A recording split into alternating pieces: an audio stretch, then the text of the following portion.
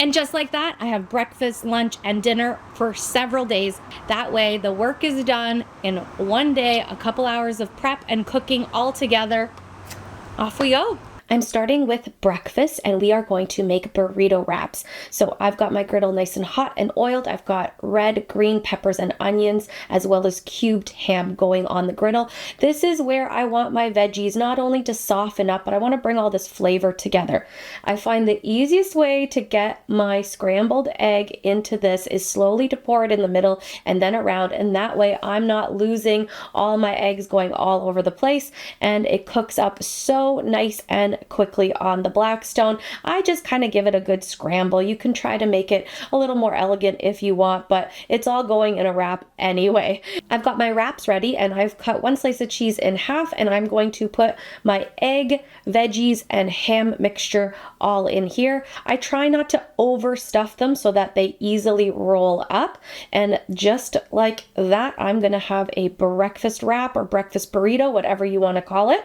And when meal prepping, what I like to do is wrap these up in tin foil, and I can actually put this in the freezer and it will last a month. I mean, obviously I don't want it to last that long. I want to eat it, but you can throw it in the freezer and then grab one for lunch and then take it out of the tin foil, microwave it, and you are good to go. All right, up next, let's make lunch. Now, I am going to throw down some long pieces of chicken breast, and I've got a little bit of fajita seasoning because we're making fajita bowls for lunch.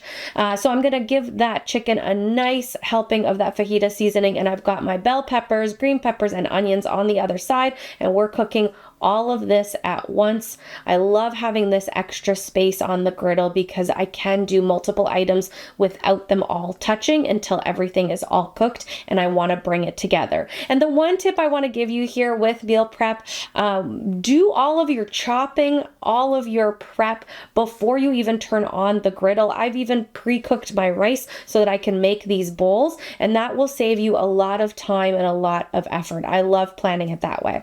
All right, last but not least, let's make dinner. And again, I'm using chicken breast. This time I've cubed it, and you'll notice I'm using a lot of the same ingredients because that's what makes this super easy and efficient. Chicken, but different styles, different seasonings. So I'm making a stir fry this time and using some garlic sauce on the chicken as well as the veggies. And those veggies can be anything you want them to be. This is a great opportunity to just clean out the fridge. Whatever veggies you have, most of them can go in a stir fry.